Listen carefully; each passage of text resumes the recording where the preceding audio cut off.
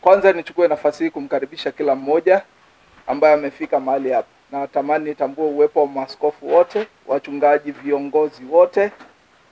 Pia nilikuwa natarajia kumuona kiongozi wetu wa CPCT, aliniambia anakuja na wajumbe wake. Bwana Yesu asifiwe. Kwa hiyo tuna mchungaji mtumishi wa Mungu, mchungaji Molen, ambaye asimame atufungie kwa sababu alishasema jina. Ni mjumbe wa bodi FDM. Tuna bodi ambayo ndio tulifanya kazi ile ya kusajili huduma hii iwe Afrika. Bwana Yesu asifiwe. Tuna mtumishi wa Mungu Paul Sikao, naomba asimame. Yeye ni mjumbe wa bodi na mjumbe wa kamati kuu. Amen. Sifa ngapi? Mjumbe wa bodi, alafu ni mjumbe wa kamati kuu. Tunaita CMT, Senior Management Team.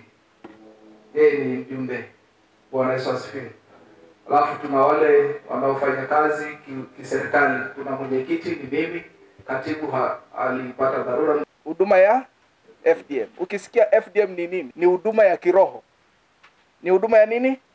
Kiroho, kwa sababu sio shirika. Hii ni huduma. Tumefuata zile taratibu zote za kusajili kanisa. Bwana Yesu asifiwe. Ni huduma ya kiroho ambayo ilianzishwa mwaka 1994 nchini Marekani.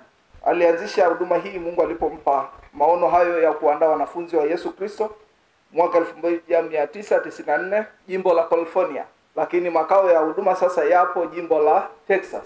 Bwana Yesu asifiwe. Na kwa Afrika tumeanzisha branch hii kwa maana ya huduma hii headquarter Africa tangu mwaka 2021, lakini ilisajiliwa rasmi 2022. Bwana Yesu asifiwe. Na tunaendelea kufanya kazi ya Mungu. Tumeshafikia mataifa ya Afrika karibu mataifa 10 na tumeanzisha ofisi au huduma hii huko. Bwana Yesu asifiwe. Kwa mpaka sasa tuna ofisi Zambia, lakini headquarter yao ni Afrika hapo Monduli. Na tuna pia nchini Nigeria, Lagos pale tuna ofisi na tuna mwakilishi. Kenya tuna wakilishi, na Afrika Kusini na nchi zingine sitaweza kutaja zote. Bwana Yesu asifiwe. Kwa hiyo nikitoka hapo na nchi zinanisubiri. Na wameandaa mikutano, kwa mfano Uganda wameandaa miji 8, wameandaa semina. Tukawafundisha watumishi. Nilishamwambia Yesu, niko tayari kukutumikia. Bwana Yesu asifiwe. Na si kwamba tuna pesa, ni Mungu ndiye anafanya. Ukikubali kutii, Mungu anafanya yote. Kwa hiyo tupo kwa ajili ya kuendeleza na kukuza maono ya Yesu Kristo. Maana yake Yesu alishaweka nini? Msingi. Sisi tunaendeleza. Hatuwezi kujenga tena juu ya msingi mwingine. Ni kuendeleza. Na tunaendeleza kwenye kitabu cha Mathayo 28:19 hadi 20 ambayo inasema tunaita utume mkuu. Anasema basi enendeni kafanye mataifa yote kuwa wanafunzi, mkiwabatiza kwa jina la Baba na Mwana na Roho Mtakatifu, na kuwafundisha kuyashika yote niliyoamuru, na tazama mimi nipo pamoja nanyi siku zote hata ukamilifu wa dahari. Bwana Yesu asifiwe. Kwa hiyo hii ndio dira yetu na maono yetu. Kukosekana kwa uelewa juu wanafunzi wa kweli.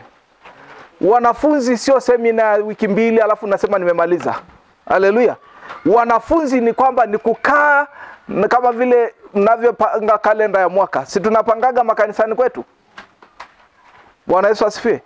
Hapa pia tunapanga kwamba kila idara pawepo na wakati ambao watapata wanafunzi. Makanisani najua tuna kundi la wababa, wa mama, sijui nani, mashemasi. Tuhakikishe wale viongozi mnapanga mkakati. Bwana Yesu asifiwe. Mnapanga nini? Mkakati kwa ajili ya kuwafundisha na kuwalea watu hawa kuwa wanafunzi wa Yesu Kristo. Bwana sifa. Bwana Yesu asifiwe. Welcome you. Thank you. Dr. Pastor Roberto.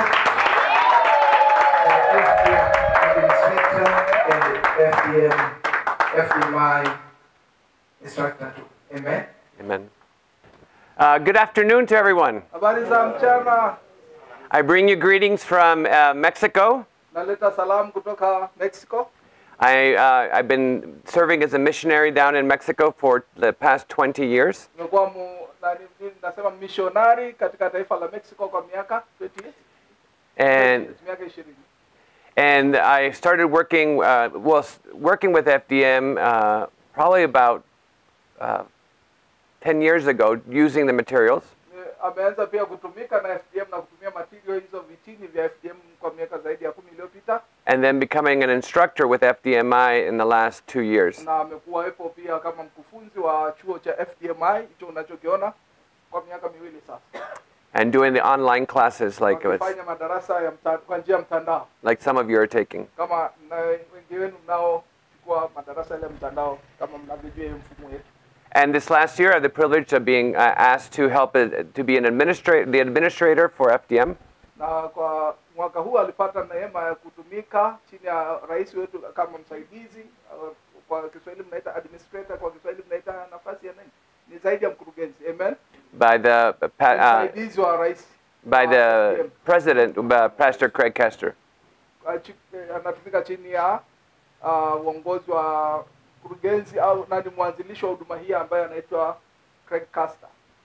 And so my job is to work with all the international disciples that are working around the world. Na kazi yake kubwa ni kuhakikisha anashirikiana na wale wasaidizi wetu wote duniani kote. Ndio maana nikasema ni msaidizi wa rais, kutoka rais ni yeye. To help administrate as the ministry continues to grow. Kwa ajili ya kusimamia ile mambo ya utawala na mambo yote inayohusiana na huduma. And I know that Dr. Latima has mentioned all the ministries here, not only in Africa, but in other parts of the world. Na kama nilivyokuambieni hapo awali kwamba huduma hii iko dunia nzima, sio hapa tu. So there are many places that we are working with and tuna sehemu mbalimbali tunahudumia duniani kote. To focus on the marriages and families and strengthening them in the Word. Katika kujenga familia, kujenga ndoa imara inayomcha Mungu, lakini pia kuimarisha ushirika wao na Mungu kama familia. And it's a blessing to be here in Tanzania for the first time. Na imekuwa baraka kwake yeye kuwepo Tanzania kwa mara ya kwanza. In the last 12 years I've been coming to Uganda for training pastors. Kwa miaka 12 amekuwa akienda taifa la Uganda kufundisha watumishi, wachungaji. And in this last trip, since I was also going to Uganda, lakini safari ya mwisho aliyokuja juzi alianzia Uganda. I wanted to take advantage and come over to Tanzania to meet Dr. Latima face to face. Even though we've talked many times through the online.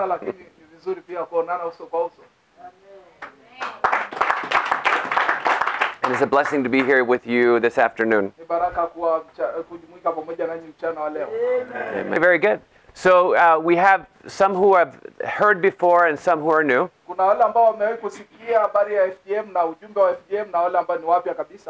And I think it's important for both groups, as we've taken time this day to think about discipleship. And maybe we've heard some of these things before.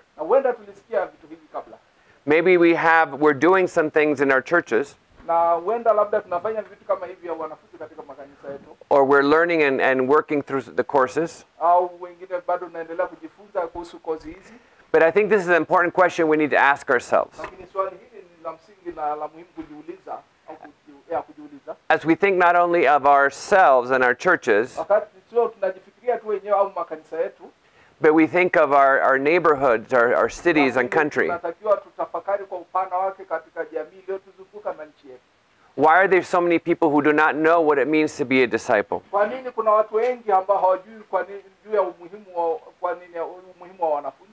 Or how they can grow in being a disciple? Why are there so many Christian families that are hurting and in trouble? Are families that don't know how to grow and abide in Christ on a day-to-day basis?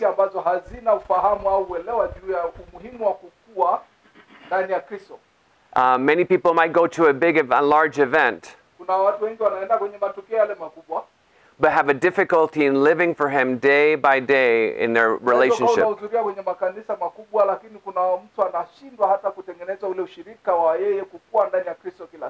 And many churches are doing large events, but are missing out on the day-to-day training of people.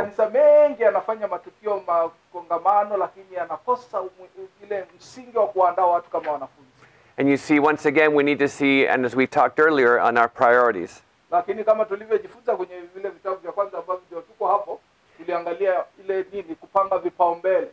God in His Word has given us priorities to follow in His Word. Mungu na sheria zake ametupa vipaumbele na kanuni za kufuata.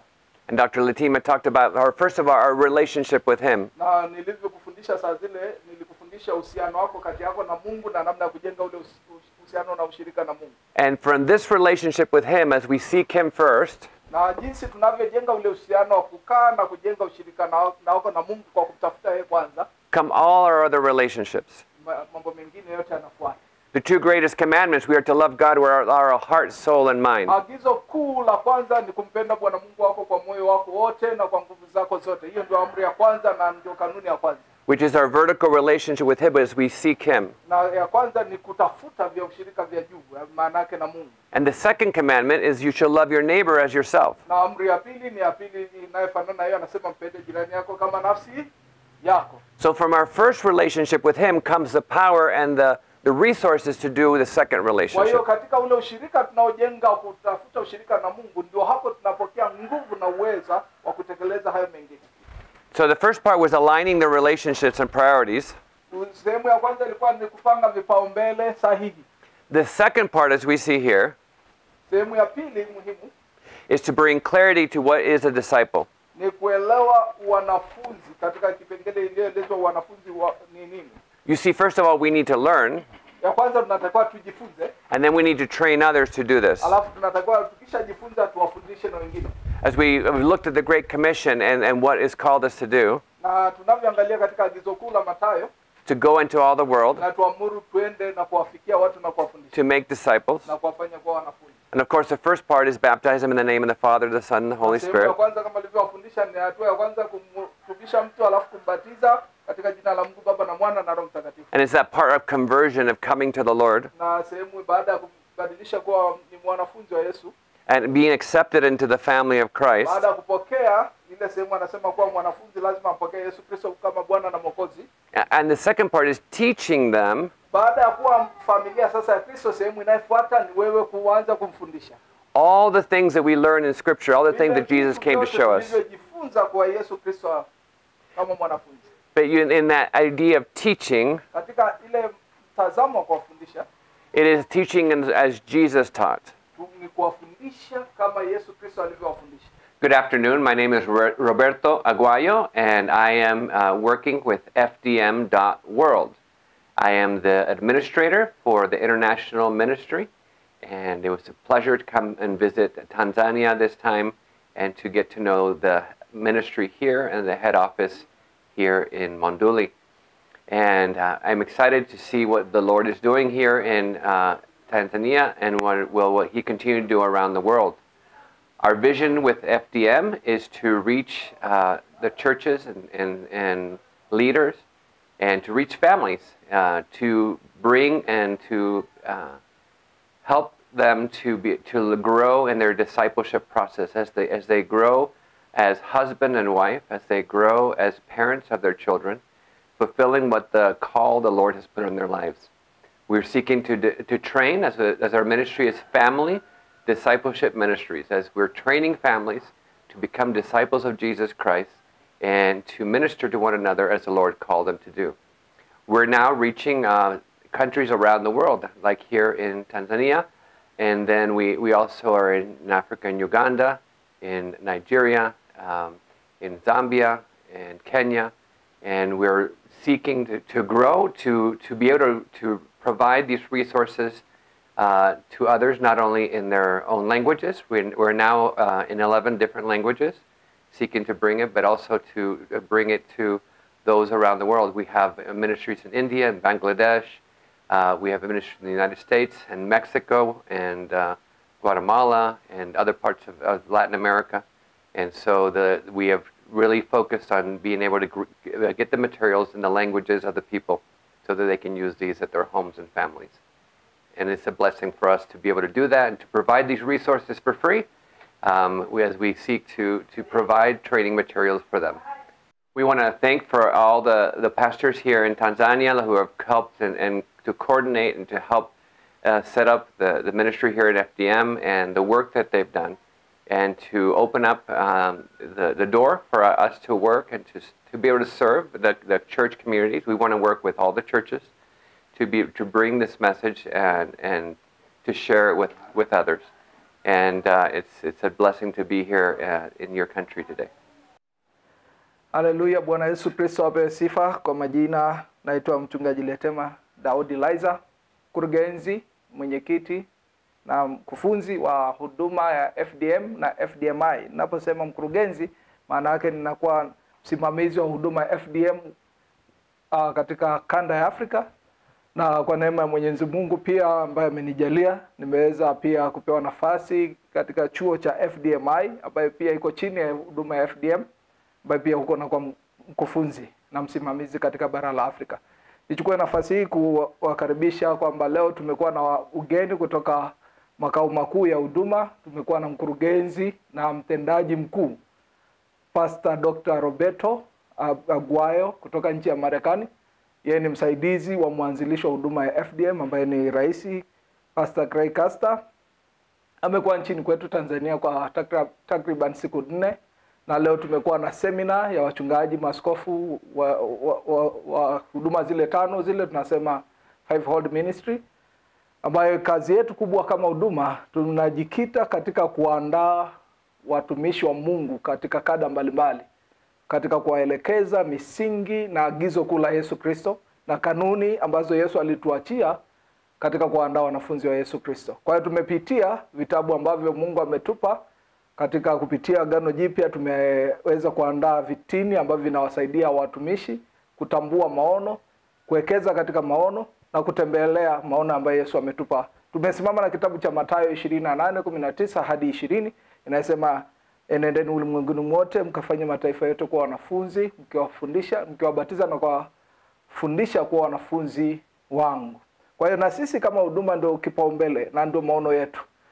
Kwa lugha ya FDM tunasema we exist to help you to discover your purpose in Christ so that you can go and make others to be a disciples. Maana yake tuko hapa kama huduma, ni huduma ya kiroho. Tuko kwa ajili ya kuhakikisha unatambua kusudi lako la wito ambao Mungu amekuitia, kwa sababu tunatambua tunasema zile huduma 5 ambazo Yesu ameziacha. Maana yake tunatambua uwepo wa mitume, uwepo wa manabii, mitume, walimu na huduma zote 5. Tuna malengo ya kufikia dunia nzima. Maana hii ni huduma ya kimataifa ambayo Tanzania, Arusha ndio Monduli hapa ndio makao makuu ya Afrika. Maana yake huduma zote za Afrika inatoka Marekani inakuja Afrika, Tanzania, alafu kutoka Tanzania ndio zinaenda. Kwa hiyo kwa mfano kama tukitaka kufanya seminar tuseme nchi ya Zambia, wale wawakilishi, kwa sababu tunakuwa na wawakilishi kutoka kule ambao tunakuwa tumewafundisha, wanakuwa wanafunzi na wanakuwa wawakilishi wa huduma katika taifa hile. Wakiwa na mahitaji ya seminar wanaleta hitaji kwetu, alafu na sisi tunatuma makao makuu, alafu makao makuu ikisha idhinisha na sisi tunafuatilia kama huduma. Kwa hiyo Tanzania imebarikiwa kuwa na huduma hii kubwa ambayo iko kwa ajili ya kuinua familia tena. Maana Mungu ametupa agizo la Mathayo 28, lakini katupa pia agizo la kitabu cha Malaki 4:6, inasema katika hizo siku za mwisho nitainua roho ya Elia iweze kuwahubiria wazazi, hasa baba, katika kuelekea wanao. Kwa hiyo tuko kuwekeza kiroho, kimwili, kiakili, na tuko tayari kutumika Tanzania na nje ya Tanzania. Na naishukuru pia serikali yangu inayoongozwa na Mama Samia Suluhu Hassan, kwa sababu kuwepo kwetu Tanzania maana yake wao ndio wametupa neema na kibali ya kuendelea kufanya kazi, na sisi tuko mpaka nje ya Afrika sasa. Tumeshakuwa na nchi karibu 7 tuna matawi ya huduma ambayo inafanya kazi. Maana yake huduma imekubalika na inaendelea kukubalika, na ni mshukuru Mungu kwa hilo, kwa sababu sio kwa nguvu zetu bali ni Mungu aliyetuita ndio anafanya kazi hii. Ukiweza pia kututembelea, tuna website yetu katika www.fdm.world utatupata. Lakini pia kama unataka kujiunga na chuo chetu ambacho tunatoa mafunzo ya elimu kwa ngazi ya cheti na diploma au stashahada, unaweza ukatembelea website yetu ya www.fdmi.world. Kwa hiyo karibuni sana na Mungu wa mbinguni awabariki. Kwa Arusha tuko Monduli makao mapya, ndio hapo ofisi ya FDM Africa Headquarter ipo, na mimi nayeongea nanyi ndio msimamizi.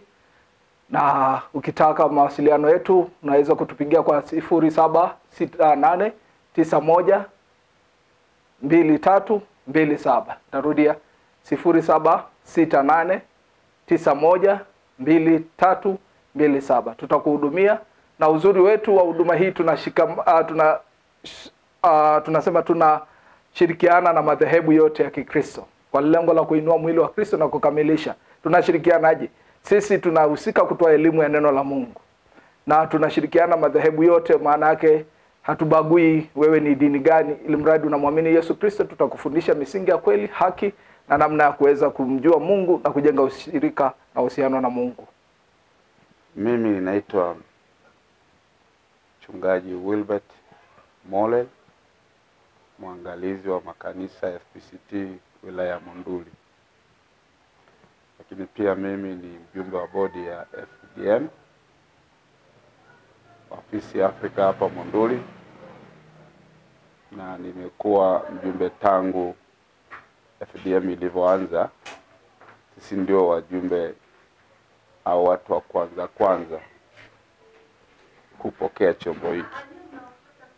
Tumekutana na mtumishi wa Mungu mkurugenzi Letema, na alivyonishirikisha maono haya, mimi kama kiongozi wa watu, na kwa kujua pia umuhimu wa kufikia jamii hasa kwenye eneo muhimu kama familia, nilipokea kwa mikono miwili na nikaahidi kwamba nitasimama na FDM kwa ajili ya kufanikisha lengo lake. Hatua ya kwanza niliyofanya katika kuunga mkono hilo, nimkaribisha mkurugenzi kanisani na familia yake, na nikampa nafasi ya kufundisha kwa kanisa somo linalohusiana na masuala ya familia, lakini pia nikawaandalia semina ya wazazi. Sisi tuna huduma inayojihusisha na watoto, kwa hiyo ilibidi niwaite wale wazazi wa watoto wetu, na nikampa mkurugenzi Dr. Letema nafasi ya kufundisha semina, na matokeo ya semina ile ilileta matokeo mazuri sana. Na mimi tangu tulipoanza kushirikiana na FDM, tumefanya kila jitihada kama bodi kwa ajili ya kufikisha ujumbe wa FDM kwenye jamii yetu. Ingawa bado inahitajika semina zaidi, lakini tumeanza kama nilivyojieleza hapo mwanzo kwamba nimempa nafasi kanisani, lakini pia kwenye kwa wazazi wetu ambao ni zaidi ya 200. Kwa hiyo kwa hatua hiyo tulijitahidi kusimama na mtumishi wa Mungu mwenye maono haya ili kuweza kufikisha au kusimamisha na kuimarisha huduma hii hapa kwetu Monduli, lakini pia katika mataifa mengine ya Afrika. Kwa hiyo ninamshukuru sana Mungu tuletea chombo hiki, na tunasimama na chombo hiki, na tuko tayari kabisa kujitolea kwa hali na mali kusaidiana na mkurugenzi kwa ajili ya kufikisha utume huu unaogusa jamii zetu.